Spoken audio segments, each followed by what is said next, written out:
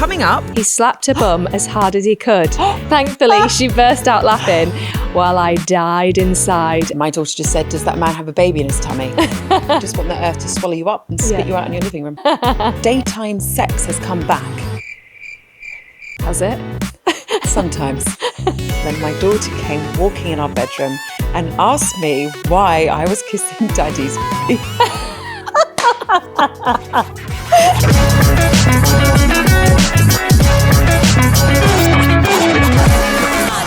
Hello and welcome back to No Parental Guidance, the podcast where we overshare so you feel better about your parenting chaos. I'm Louise. And I'm Hannah, armed with coffee, chaos and stories I probably should not admit in public.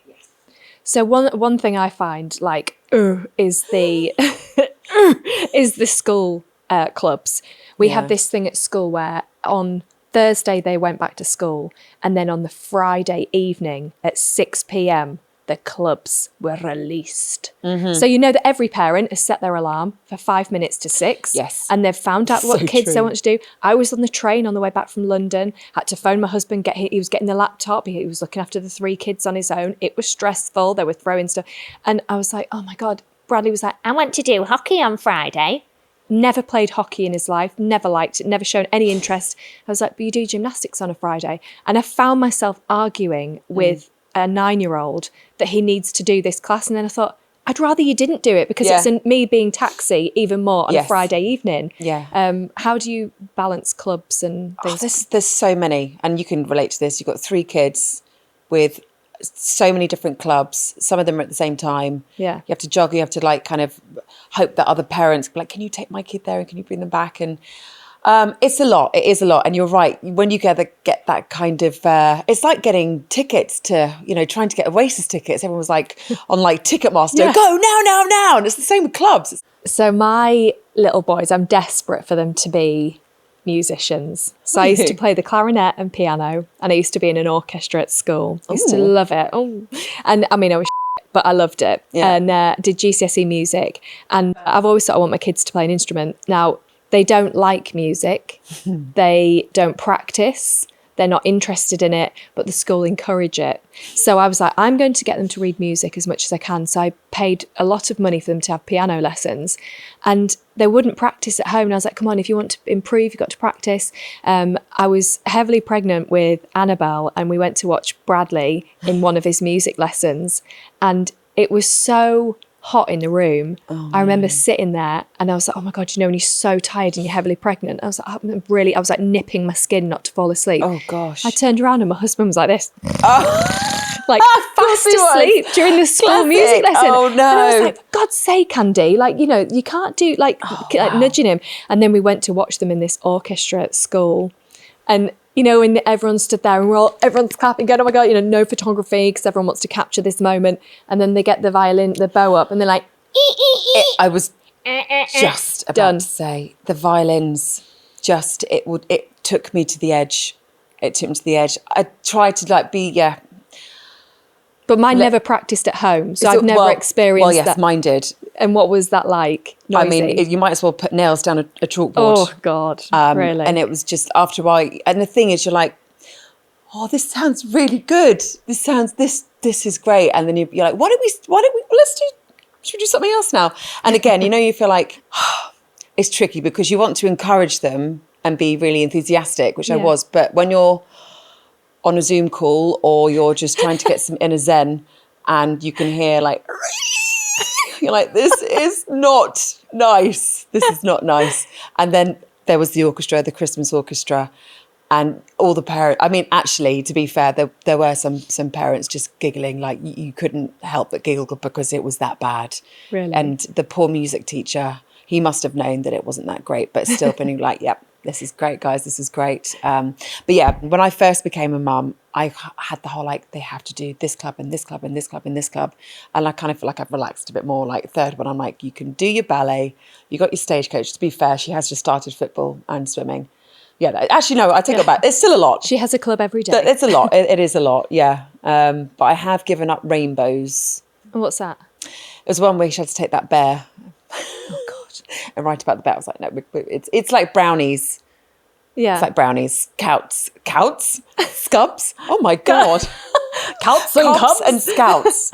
That one. It's like that, but for girls, I guess. But yeah, we've started. It just clashed with so many things. Yeah, because Annabelle's like 2. So I'm thinking I take her to a baby dance class and gymnastics. But they're drop-in classes.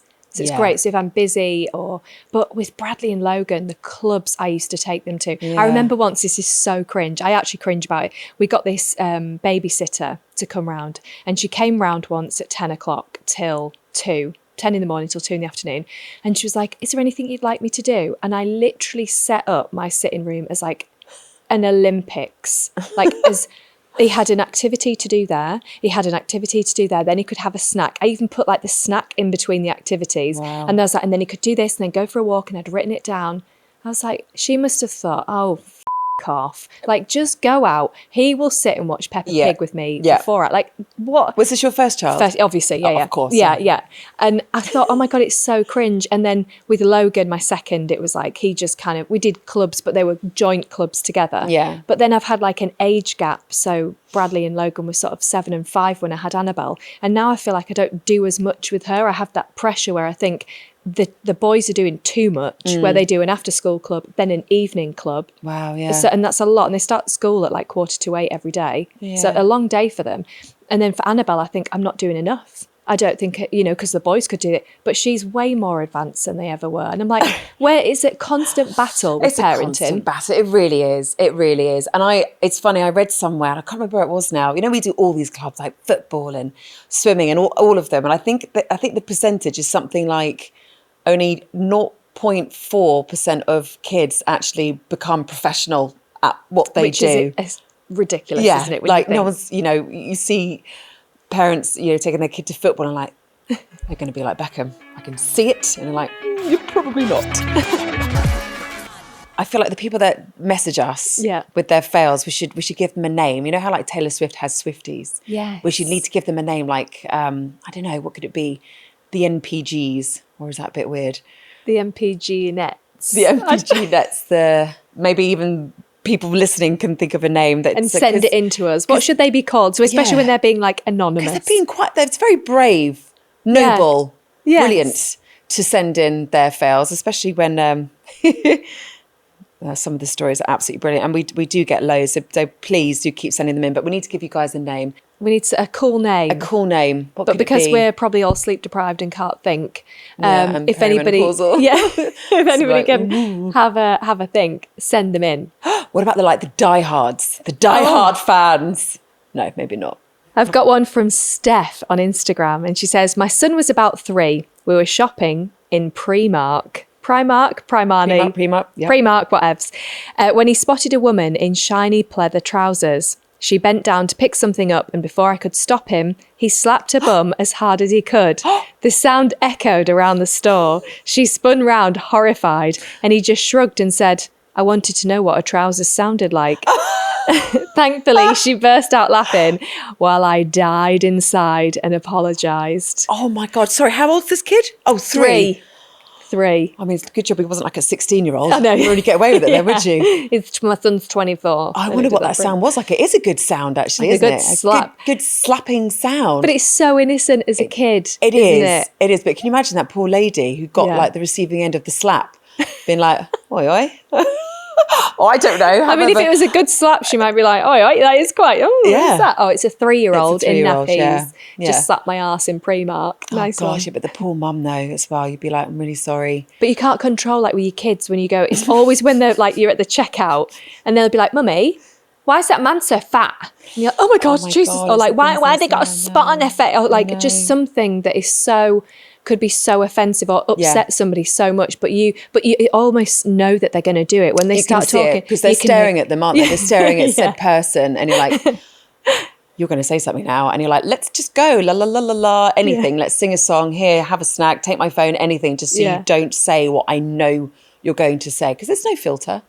They're just there. And it's just say what you see. Say what you see. And it'll be the most offensive thing that a kid could possibly say. But you have to stand there and you can't make a point of it and be like, I'm so sorry that he's just like really pointed out that you've got a really big mole or a big spot on your nose, and it's like there, like I'm looking at it right now while I talk to you.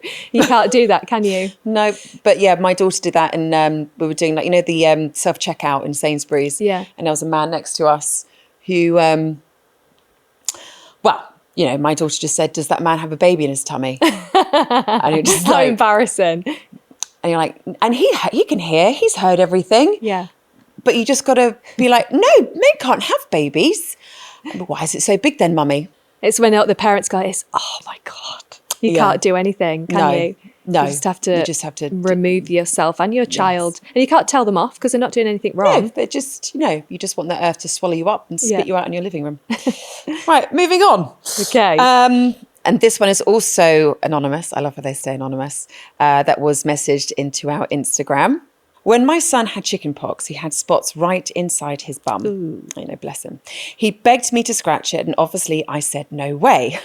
So I grabbed one of those free toothbrushes from the dentist and used that instead. Fast forward a few weeks later at my baby's vaccinations, and the nurse offers us more toothbrushes, and my son pipes up, "Mum, that's the one you used to scratch my bum." Pretty sure and praying she didn't hear him. Oh, okay. Oh, toothbrush to scratch your bum. Hoping it was one of those soft ones. Yeah, the soft bristle ones. Otherwise, that'd be cool. Maybe Sudocrem next time. Yeah, maybe. I'm sure there's Sudocrem in the bum. Chamomile lotion. Yeah, that's what you put on, isn't it? Yeah, but that is again, that's quite embarrassing. It's just getting kids say. But chicken-pox are horrific. I remember we were about to endure a 12-hour flight home from our holiday, and my 6-year-old at the time was like, had a temperature, didn't feel very well, and he got a bit of a rash, and I was like, that looks a bit suspicious. So I paid, it was like 100 quid for the doctor to come to our room the day that we were flying and check him over. He said he's just got a virus. So I said, could you put that in writing? Because I'm concerned if there's anything wrong. I don't know why I did. I wouldn't normally be that sort of proactive. So we got to the airport, and it was like, it's still a heat rash. And I actually put him in a collared shirt because I didn't want people to stop him and think he looked like he had. Long story short, we were 6 hours into our flight. We got on the plane with a heat rash, and he was covered in chicken-pox. And the air stewardess was like, excuse me, I was pregnant with Annabelle, my third at the time. And I said, listen, I need to show you, my son has come out in chicken-pox within 6 hours. He's got a raging temperature. Oh, that's It was so embarrassing. We had to, an announcement had to be made on the plane that there was a little boy with chicken-pox on it. We had to be escorted off the plane. These people gowned up came to get us and take us off the plane. Oh my gosh. We're at the carousel waiting for our luggage as if like nothing had happened. By that point, they didn't give a shit. We're off the plane. So it's like, right, do one.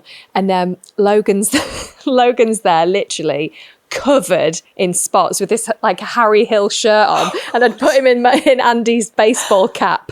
So it was like, he's so tiny and around his head. And there was like this huge circle around us because nobody wanted to stand near us. And I was like, I just wanted somebody to swallow me. It was so embarrassing. I'm stood there pregnant, and people are like, are you okay? You're pregnant and your son's got chicken-pox. But you know, it's like, there is a boy on the plane with chicken-pox. It's like, just say it's him because it's pretty obvious. It was awful. He was so poorly. And I always blame myself. But he was so poorly. He was actually taken into hospital. He was ill. My gosh, I'm so sorry. That's horrible. Yeah. Because you get some parents who... when they hear that someone's got chickenpox, they kind of like want to hang out with that child. Chickenpox parties, we had them. Yeah. So your kid gets it. We're like, lick it, spit on each other, totally. Whatever you got to do, want you catch to it. Yeah, do it. Because I think the younger they are, I think the easier it is to get over, or it's just done, basically. Yeah. It's just done. It's out of your system. Yeah.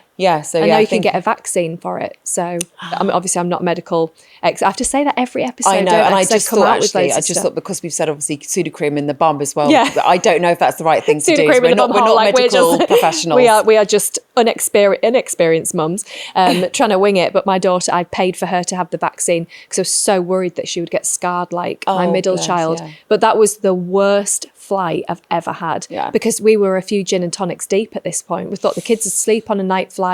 That I better just check on him because he wasn't very well. And I was like, oh my goodness me. So the air stewardess was like, did you know he had chicken-pox? So I was able to show her this letter. Oh, that's good. From the doctor. But it's just the way he got off like with this high collar and this massive hat.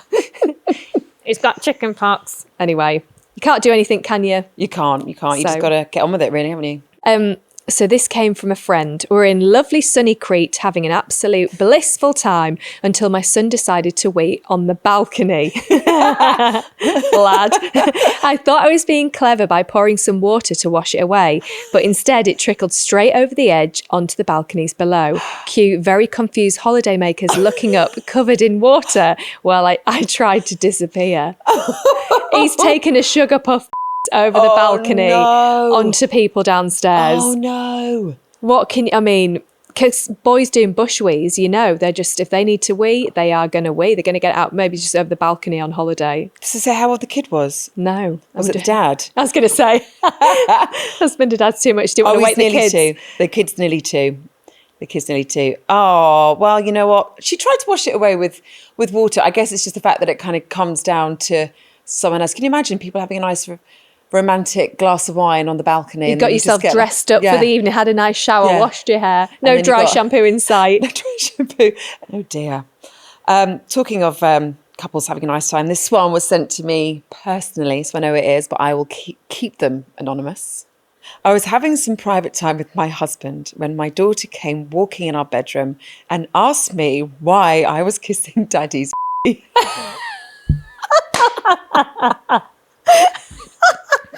It's a rarity. It's his birthday.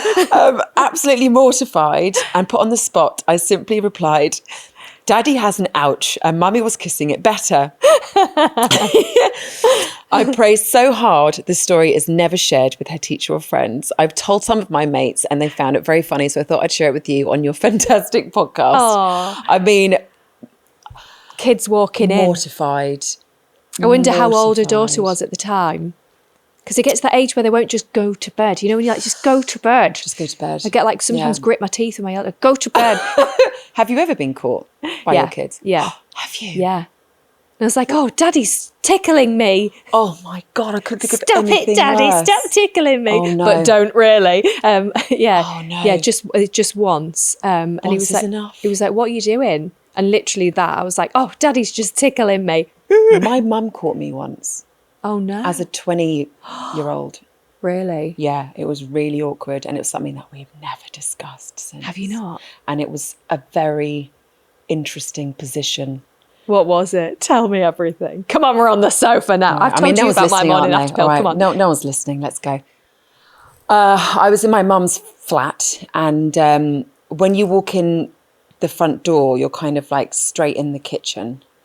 And I was with my boyfriend at the time and she came in and I was on the kitchen counter. Oh, God. Like fully naked on the kitchen counter. Yeah. And she came in and my mum is very, she can be really very typically Britishly awkward. So she came and it's very obvious what was happening. Like the first thing she saw was my legs over his shoulders, his was there. And she literally just went, what are you two doing? And my boyfriend at the time, I've never seen him run so fast all the way upstairs. And I'm still there on the kitchen counter, just like, Mum, get out. And she was just like, oh, I just went to Waitrose and I got some of this lovely yogurt. So she remained in the kitchen? Remained. And you're both like, fully naked? Everything's fine. We're just going to ignore this. And we've actually never spoken about it until now. And what did the guy you were with say? Oh, he dumped me. Did he? Like straight after that? Pretty much, yeah. He was maybe hoping your mum might join in. It's like, we're done. I was like, that's fine with me. I'm too mortified. My 13-year-old would be probably more mortified than I would be. Yeah. Actually, no, I would be very mortified. But having a teenager, it's like a different ball game altogether. Yeah, we either wait until it's really late, but then I just end up passing out, or he works from home, so sometimes when they're all at school. Yeah. Well, you're going to have to schedule it in, aren't you? Scheduled sex. And that's the thing. It's like daytime sex has come back. Has it? Sometimes. And then my mum walks in.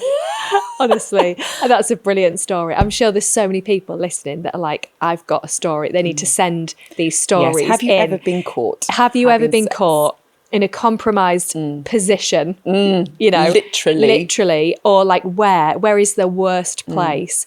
Right, so we have another one. Okay. On the topic of children mispronouncing words, when my son was 1, he struggled to say the letter L in words. Cute. until he learned the word clock. More than once, we walked past the local church and he pointed out at the clock on the bell tower, shouting at the top of his voice. They all do it, brilliant. and it's genuinely so funny every single time they do it, isn't it? It is. It is. Imagine if adults couldn't pronounce it still. I know. Look at that. Oh gosh. My daughter, she can write and read and write, kind of still quite basic. And the other day we were playing restaurants, and she wrote a menu, and she wanted to write Coke, but it was yeah. And she kind of showed me the menu. She's like, "Mummy, what do you want?" And on it said and I couldn't stop laughing.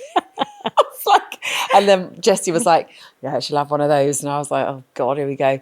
But yeah, bless, it was very sweet. And she couldn't understand why it was so funny. And I was like, "I just don't really drink Coke." And your husband's like that. No, she doesn't. Yeah, or she won't swallow that either. Oh dear me. I love it though. Good. It's so innocent with kids, and it's nice when you can have that moment where you and your partner can laugh about it, and you get it. Yeah. But it's when the kids get older and they'll be like, "Oh my God, that's so cringe that you're laughing at that." I know. Because we all did it with our parents. When my eldest, actually, when he was younger, every now and then, when he got annoyed with something, he used to go, "Oh, bus sake." And me and my husband were like, "What did you say?" He's like, "Bus sake." And I guess what he thought he was saying, sake. Yeah. Which then you realise, maybe we're saying that. We must be saying that because kids pick up everything. Yeah. And we thought it was really sweet that he was saying bus sake. And we still say it to him now. And now that he's 13, we're like, "Oh, bus sake." And now he's like, "Mum, that is it's so cringe. Yeah, I know I said it when I was younger, but I don't say it anymore. I know what it is now. Stop saying it." And I'm like, "Well, we like it." And he used to say group hugs. He used to say book hug. So my husband and I still say, "Let's have a book hug." And he's literally like, "Don't talk to me." It'll give him the ick. Yeah, it does. It gives him the major ick, but I like it. I just think back to some of the things that Bradley used to say when he'd be like, "Oh, Mummy, there is glitter all over the floor." And he was saying litter. Oh. And we didn't correct, there's certain words that we didn't correct the kids with until they got to that, because we just wanted to drag it out a little bit more because it was so cute. Yeah. Not though, or clock, or no. We kind of corrected those. But it is good. Yeah. Thank you again for all of your messages. We really, really love hearing from every one of you. So please keep them coming. It's so reassuring to know that we're all just figuring it out as we go along. You're definitely not alone in the chaos. That's right. And please don't forget to subscribe to our YouTube channel, No Parental Guidance, so you never miss an episode. And if you enjoyed today's show, a thumbs up would mean the world to us. Help more parents find the podcast. And we also would really love a review. We really appreciate them. If you've got a minute, please leave us one wherever you listen. Thanks very much. Bye. Goodbye.